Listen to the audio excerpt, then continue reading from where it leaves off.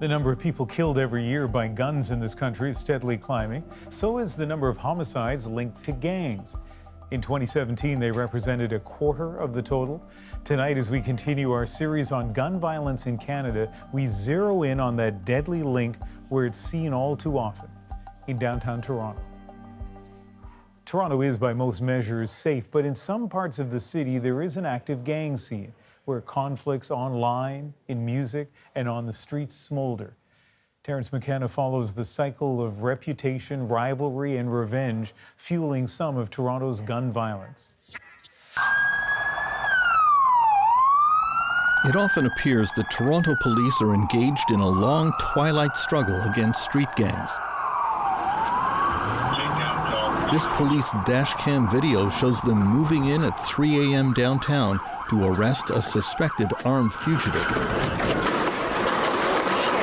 He shoots back at them. There is a gun battle.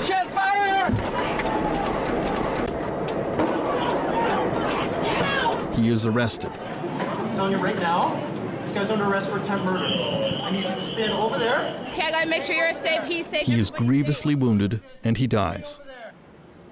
Another young life wasted.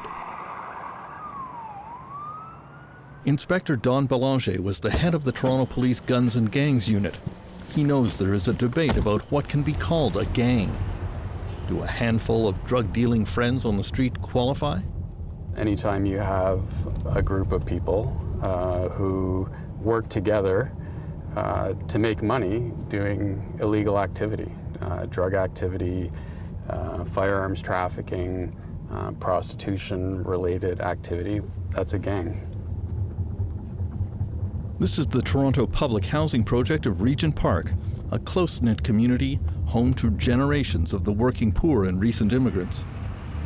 Don Belanger has spent years tracking gang activity here, and one particular inter-neighborhood feud that became a striking example of what police are up against. There was a gang feud occurring between what was known as the Halal Gang, which is very heavily entrenched in this part of Regent Park right here. And they were feuding with a rival gang known as the Menace Gang. And there were shootings that happened basically right where we're looking now. In this infrared security video from last May 23rd at 2 a.m. in Regent Park, the assailant in white saunters over to an unsuspecting man, puts a gun to his head, and pulls the trigger. The gun clicks, but fails to fire. Moments later, the assailant and an accomplice approach another man and start to fire, but he escapes. The assailants chase him into the entrance of a Regent Park residence, firing numerous times. He again escapes, but with a bullet in the leg. People who were not gang members, who were innocent people that were shot by Menace Gang members that came into this neighborhood and felt that they needed to shoot somebody simply because they were in halal territory. We need to help people before they get into this gang activities. In Regent Park, the group Mothers for Peace includes members who have lost children to gun and gang violence. Joanne Warner says her neighbor's son was attacked in the halal gang dispute. Her son was walking home from buying a bag of chips. They asked her son, "Are you a part of the halal gang?" He said no. He was shot 8 times, almost died in the hospital, not affiliated with a gang whatsoever. Toronto police say this neighborhood feud was exacerbated by rap videos. Halal Gang is the name adopted by a group of young recording artists in Regent Park, but they claim to be musicians, not criminals. And many in the community agree. The story of the gang's most prominent member, Javante Smart, also known as Smoke Dog, provides a powerful portrait of life and death in this world. He was profiled in this Noisy documentary in 2017. My name's Smoke Dog. I'm from Regent Park, and I make music to tell my story from where I'm from.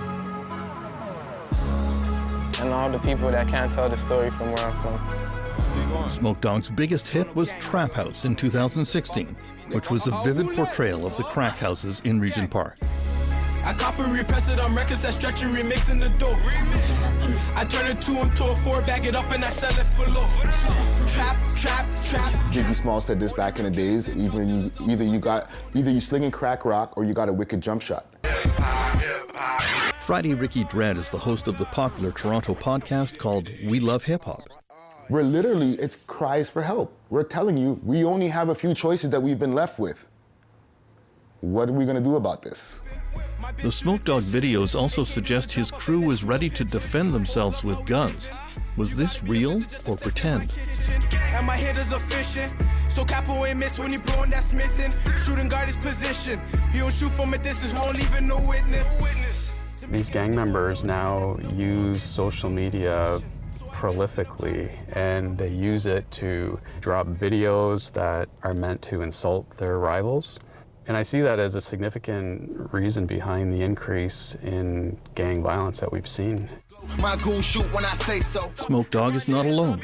I got a line of shooters on the course side. Threatened gun violence is pervasive in videos from many Toronto gangster rappers, a small but significant subset of the hip-hop community. Friday Ricky Dredd admits he was once jailed for gun possession. It's not that guns are part of the rap community. Guns are part of the community, part of the impoverished communities, right? It just so happens that the people who come from impoverished communities, the music that they make is rap. So you're saying you're reflecting the life around them? Exactly. You know, you decide, okay, well, I gotta feed myself and my family, so they decide, okay, let's say, sell drugs, okay, with that comes the quote-unquote violence, get a gun, situation happens. Smoke Dog and his Regent Park group Halal Gang had hit the big time in 2017. He rapped about his success, about the money that was suddenly pouring in. Count it up, we count it up, doing shows. He sang that all he wanted was a better life for his family, and especially his mother. I'm just trying to buy my mama a bigger house, bigger truck. Smoke Dog was so successful he was featured on a Yonge Street billboard for Converse sneakers. I remember taking trips with all of my homies that passed away just to Yonge Street. We'll see the billboards and whatnot. So like for us now to be on that billboard, especially like a couple streets down from my neighborhood, it shows like we came from nothing, like, you know what I'm saying? But all that popularity brought jealousy. It's part of the game. It's an inevitability that even whether it's hip hop or whatever, you're gonna get super popular. People see your face everywhere. Even if you're not rich, they might assume you're rich, and there's gonna be jealousy. The hostility to Smoke Dog was elevated beyond rap lyrics. Count it up, count it up, count it up. Like many rappers, his videos featured his personal chain. After one of his concerts, someone stole the chain. A chain grab can lead to shootings and murder.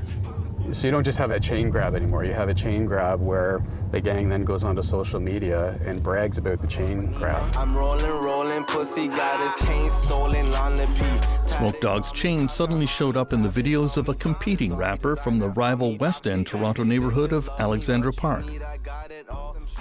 If I can take your chain and then still have it later on and then go online and say I have your chain, that means however tough that you said you were, you're not because I have your chain, right? And what that does to a rapper's, or what that can do to a rapper's career, that can kill a rapper's career. Why? From the public perception of a fan, they might be like, oh, he's not as gangster as I thought he was. And you know, the kids sitting in the suburbs, they want the person that they're listening to be as gangster as possible so that they can live vicariously through that, right? So now they're like, oh, well, he's not gangster, I'm not gonna listen to his stuff anymore. Streams go down. Then the inter-neighborhood gang rivalries between Smoke Dog's home territory of Regent Park in the east and Alexandra Park in the west became much more serious. Yeah. Smoke Dog answered his attackers with his fountain video. If I want it, I get it. Straight to the top where I'm headed. Recorded partially in Regent Park and partially on the rival territory of Alexandra Park. He was showing strength, that he could come on enemy turf anytime he wanted.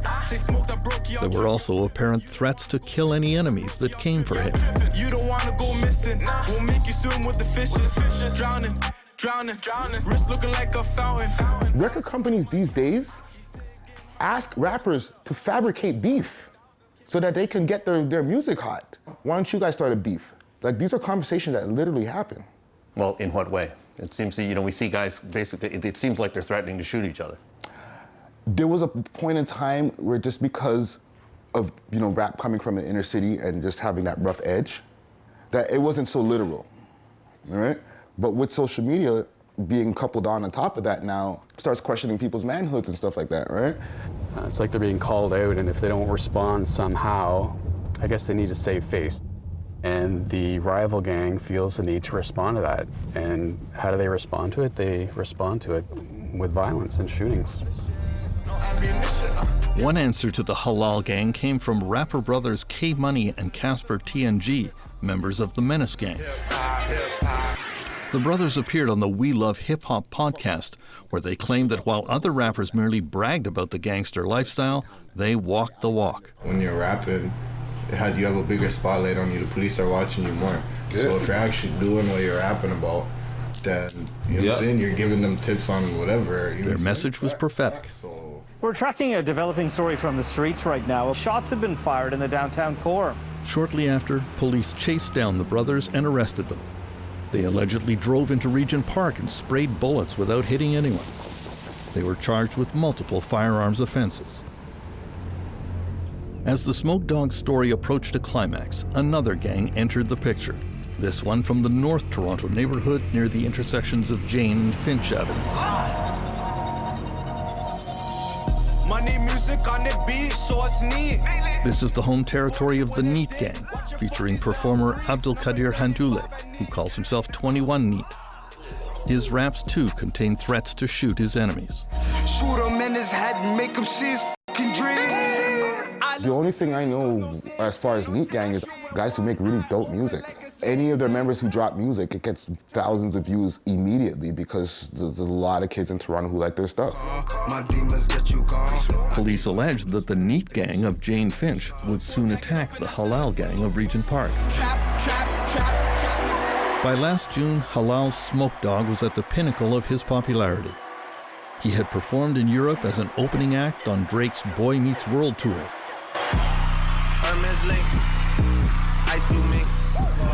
Cell phone videos show him partying with Drake after a show. On June 30th last year at the Cube Club in downtown Toronto, Smoke Dog was having an early evening business meeting with another rapper named Cozy. As they exited the club, there was a gun battle.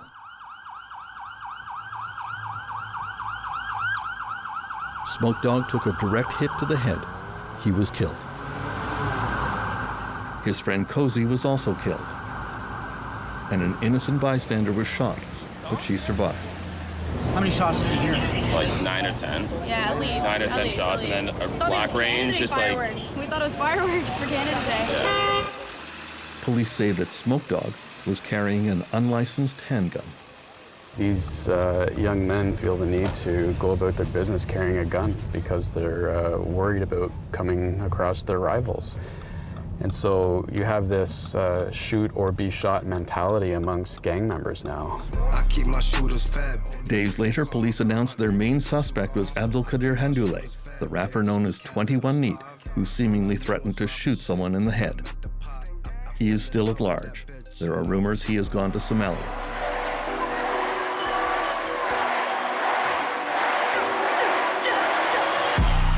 Drake posted this image of himself performing on stage with Smoke Dog, along with the message. All these gifts and blessed souls and inner lights being extinguished lately is devastating. I wish peace would wash over our city. So much talent and so many stories we never got to see play out. Rest up, Smoke. Out there really shooting guns and really going to jail forever. Smoke Dog's relatives and friends would not speak with us. But earlier this year, a collection of Toronto rappers put out a video commenting on the inter-neighborhood gun violence in their communities. There's no one to really talk to about their issues, you know? Baka Not Nice described the struggle many of them live.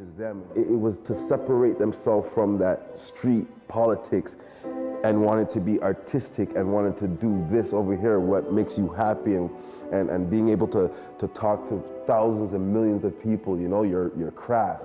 But then you have this side over here and it keeps pulling you back, you know? It's a tug of war, you know? Now that there is a shooting almost every night in the city, Toronto Police Guns and Gangs Unit officers spend hours on the internet following rap beefs and inter-neighborhood threats that show up on social media, trying to predict where the violence might come from next. Governments are scrambling to get effective social programs into the afflicted neighborhoods, and parents are desperately trying to get their children away from the gang lifestyle. Terrence McKenna, CBC News, Toronto.